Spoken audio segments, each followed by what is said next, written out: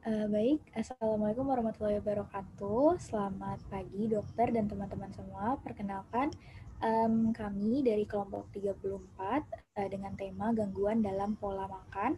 Dengan saya Yasmin Lunita Zahra dan teman saya yaitu adalah Kevin.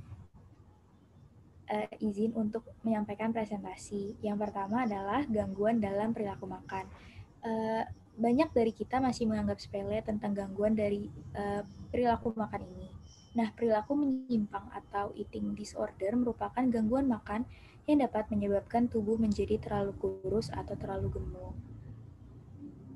Lalu, gangguan makan ini sering terjadi pada orang, ada dua. Yang pertama adalah anoreksia nervosa, lalu ada bulimia nervosa.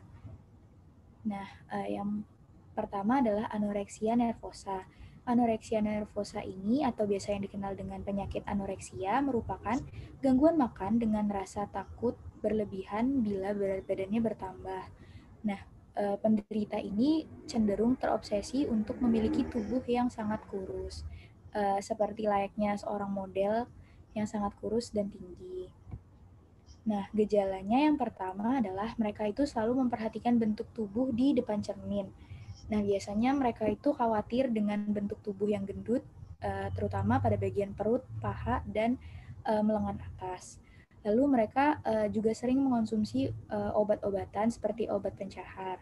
Kemudian mereka juga sering mengalami penurunan berat badan yang signifikan karena mereka itu mengonsumsi obat-obatan seperti obat pencahar, seperti itu. Lalu menimbang tubuh setiap hari. Jadi mereka itu saking takutnya tubuhnya gendut, mereka itu selalu menimbang berat badan setiap hari. Lalu yang terakhir yaitu mengalami masalah kejiwaan. Nah, penyebabnya itu sendiri belum dapat dipastikan karena biasanya itu terjadi akibat dari faktor lingkungan, psikologis, dan genetika. Lalu untuk pengobatannya sendiri bisa menggunakan obat-obatan dari dokter berupa antidepresan. Kemudian dilakukannya penanganan medis di rumah sakit dan menaikkan berat badan secara berkala sesuai dengan anjuran dokter.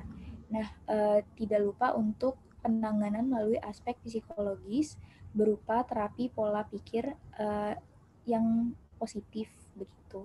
Selanjutnya mungkin akan dijelaskan oleh Kevin. Oke, baik. Terima kasih atas waktunya, Yasmin. Di sini saya akan melanjutkan untuk penjelasan mengenai bulimia nervosa itu sendiri.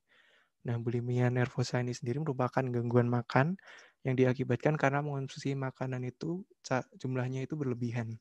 Kemudian setelah sadar kalau dia makan jumlahnya berlebihan, lalu seseorang itu diikuti rasa bersalah karena menyesal telah hilang kendali. Penderita ini biasanya akan langsung mengeluarkan kembali makanan dari perutnya dengan memuntahkannya. Kelainan cara makan dari bulimia nervosa ini sendiri itu ditandai dengan makan yang berlebihan tadi, lalu dan kebanyakan ini dialami oleh wanita, karena wanita lebih sering kurang percaya diri terhadap bentuk badannya itu sendiri. Nah, untuk kelainan ini sendiri biasanya merupakan ditandai dengan suatu bentuk penyiksaan terhadap diri sendiri. Hal-hal yang sering dilakukan oleh penderitanya, biasanya dia itu akan memuntahkan makanan itu dengan sengaja. Dan kadang-kadang ini dia menyebutnya ini sebagai pembersihan dari makanan yang telah dimakannya.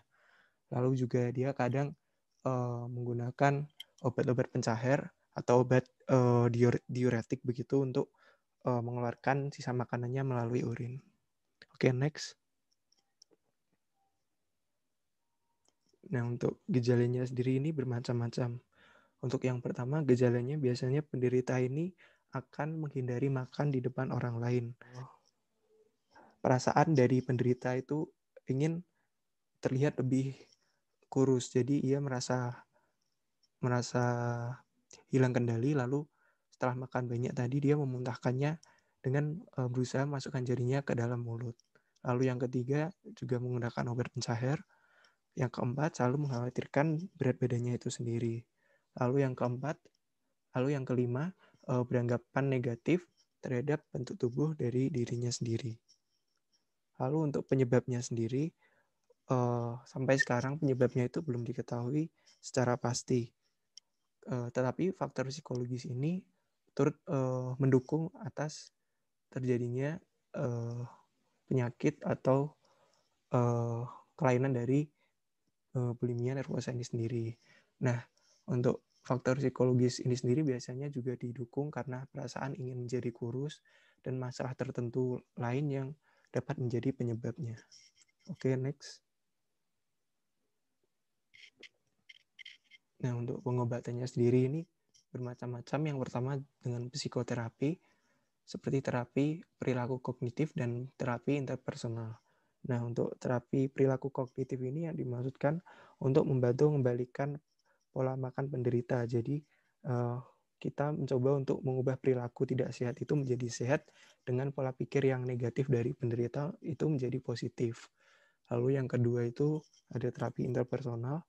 Terapi ini bertujuan untuk membantu pasien dalam berinteraksi dengan orang lain, serta meningkatkan kemampuan penderita dalam berkomunikasi dan menyelesaikan masalahnya. Lalu yang kedua dengan menggunakan obat-obatan antidepresan. Obat-obatan ini membantu untuk meredakan gejala yang dialami penderita bulimia.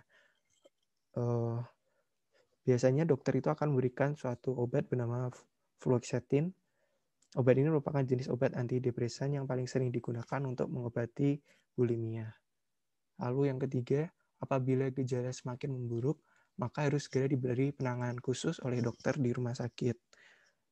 Nah, memang tidak bisa dipungkiri apabila sudah semakin buruk gejalanya ataupun kelainannya ini, maka memang harus segera diberi tindak lanjut oleh dokter untuk menghindari hal-hal tertentu yang lebih parah ke depannya.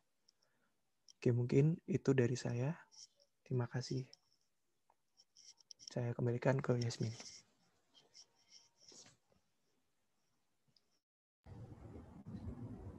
Baik, terima kasih. Sekian dari kelompok kami. Terima kasih atas waktunya dan perhatiannya. Selamat pagi dan assalamualaikum warahmatullahi wabarakatuh.